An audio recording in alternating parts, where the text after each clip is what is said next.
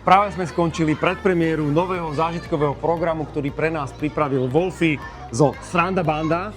Povedz mi, aké to bolo pripraviť so svojimi skúsenostiami, máš za sebou tisíce vystúpení, tému triedenia, zálohovania a recyklácie odpadov. Aké to bolo?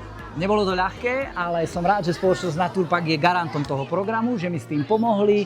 Deti sa zabavili, dozvedeli sa veľa zaujímavého a napriek tomu, že to bola ťažká práca, bolo mi potešením.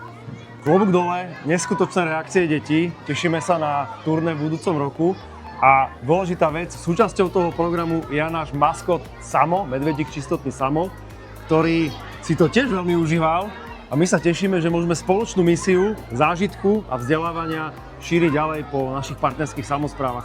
Tešíme sa na vás pri ďalšom videu a ďakujeme veľmi pekne. Bolo mi potešením a vidíme sa.